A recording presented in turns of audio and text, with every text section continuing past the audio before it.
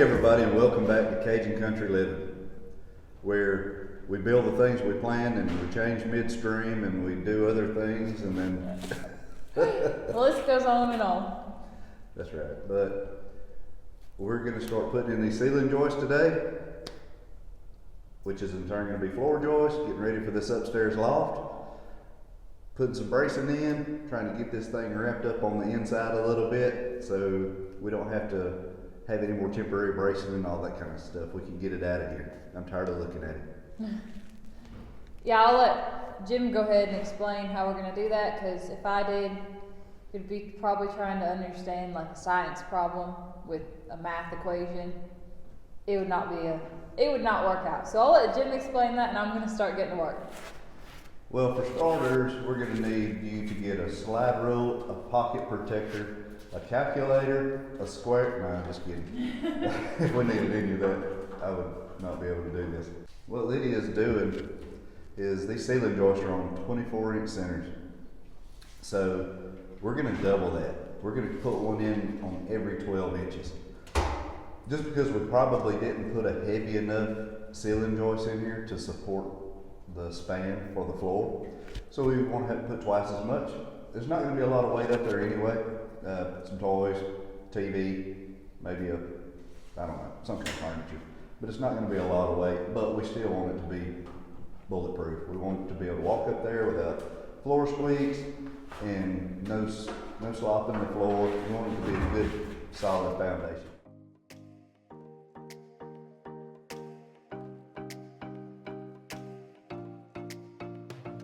So Jim and I just went through and marked in between each ceiling joist right in the middle. The next thing that we're going to do is go ahead and start putting them up there.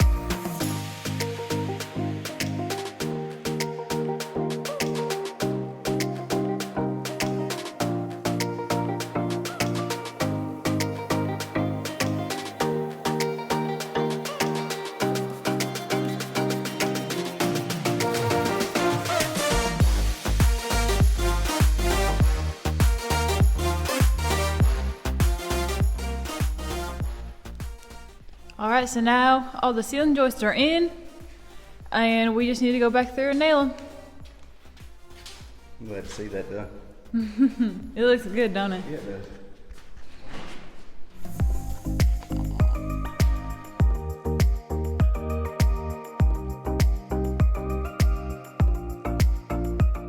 You ever seen a cat walk like on a limb on a tree?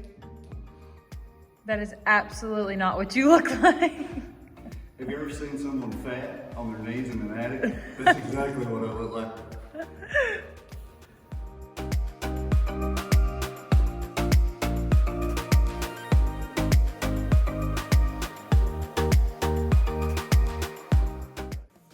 Alrighty. Okay.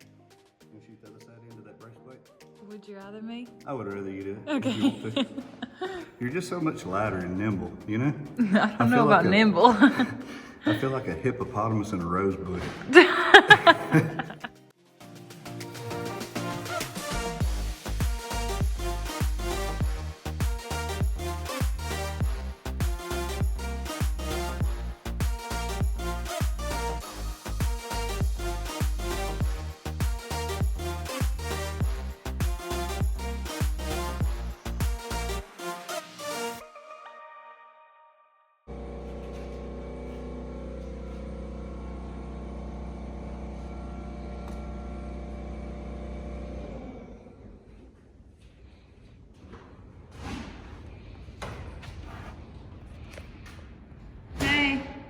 Hey. Looks good, huh? Looks good, huh? Yeah, it really does. You look so little. That's me, Tiny. Okay, we're coming to you live from Cajun Country Living. There is a mild chance of a misty rain today. That's what the weather says, just a little bit of a chance. No chance of 70-mile-an-hour winds and potentially tear up what you've already built. None of that's going to happen at all. But it did. So here we are. Wind came and really tore up some of our underlayment on the roof. Finally got a break from the wind. It's still raining, but not too bad. So Lydia and I are going to try to get up there real quick and fix it so we don't get water inside the house.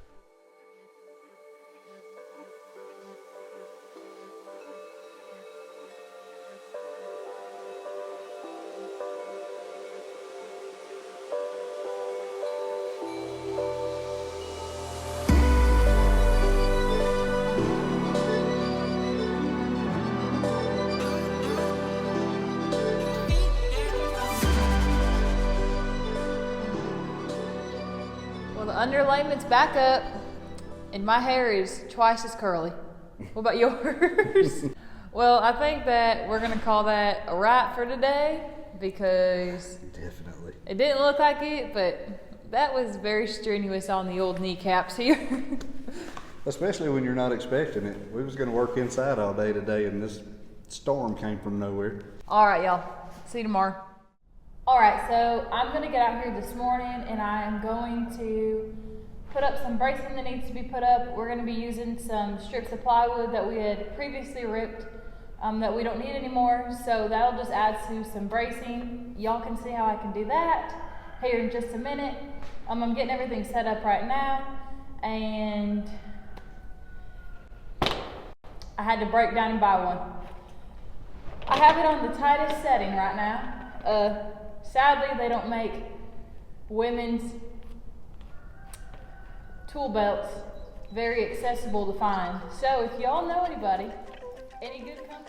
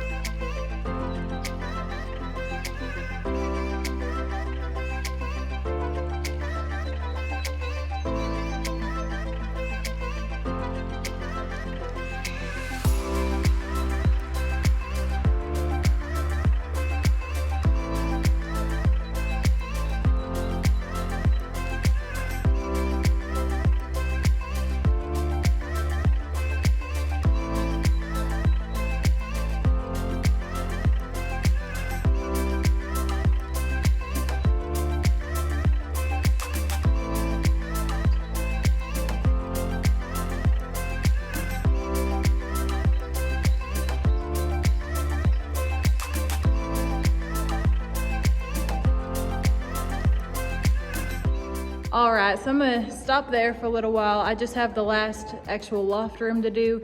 That is the reason that I was putting the bracing boards on the outside, it would look like to y'all, of the wall that stood there right now. Reason being is that that wall that's up right now, we're gonna have sheetrock in that room against it, so you don't wanna have that plywood right there. So I had to switch sides, which is a little bit trickier, but it's okay, it's still easy.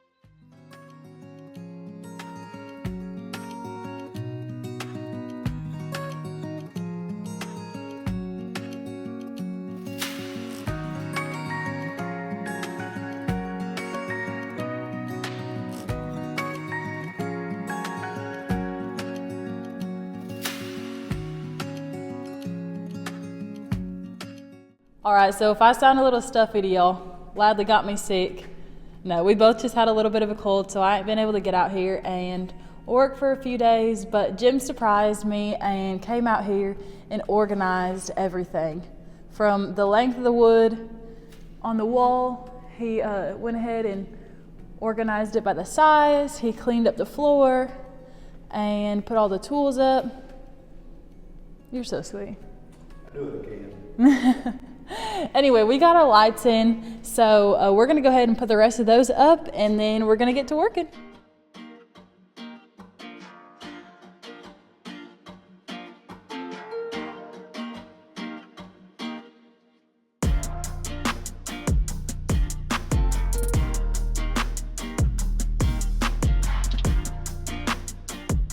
All right, today's projects were Put the lights up, check.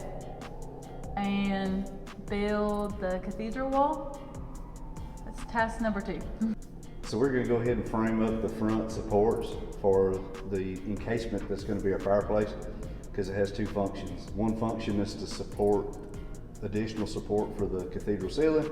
The other one is to build a box to encase the fireplace system. Ready? Let's do it. So Jim's just gonna show y'all real quick where the fireplace is actually gonna be. Can you please give us some Vanna White hands? Thank you. So it's gonna start right there and it's gonna go all the way up to the ceiling, so thank you. Even better.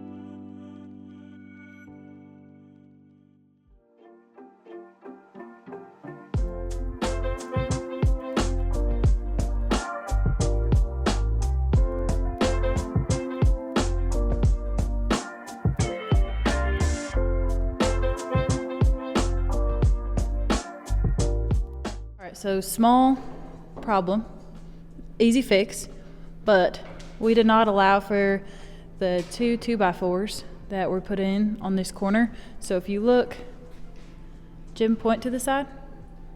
Vanna White me again. As you can see, this side is not straight. So what actually needed to happen was our fireplace is going to be 6 foot across.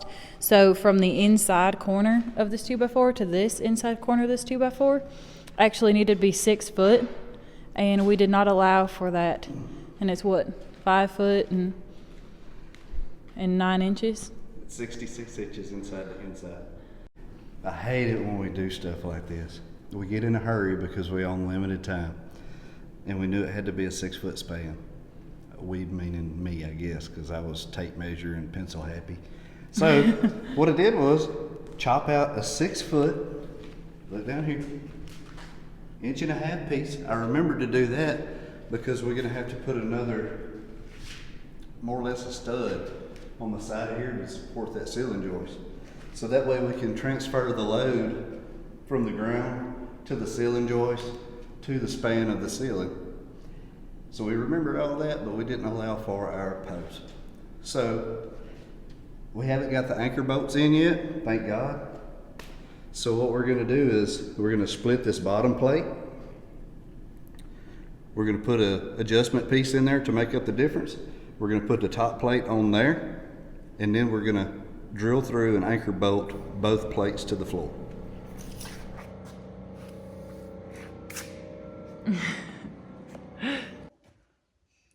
Hey, Shug.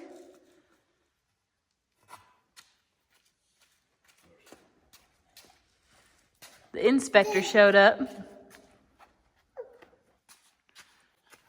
You bring your tools?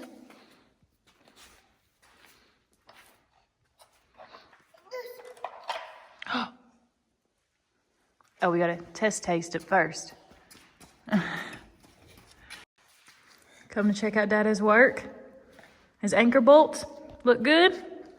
Are they up to code? Just checking the torque on. Was the torque specs okay on?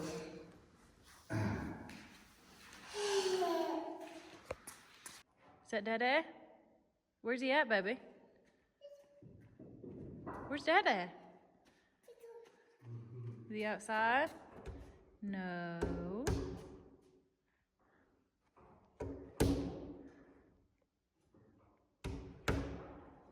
Hey, snotty face. Hey.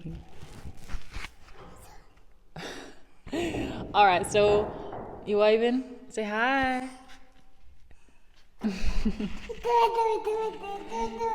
So I went inside and got Lively, and Jim went ahead and put in the studs that had to go in from the bottom of the floor all the way up to the top of the ceiling. Not all the way up to the roof, but anyway, so right now he's putting the top plate in.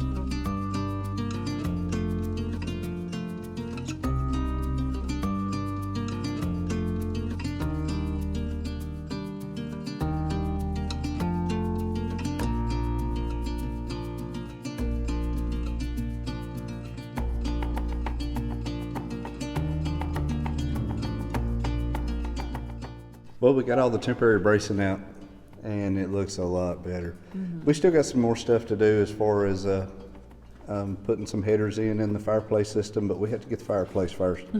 Make sure that the story of our life, make sure we get it first, so we can verify the measurements, and we have some more load transfer and braces to put in. But it turned out pretty good. Y'all take a look.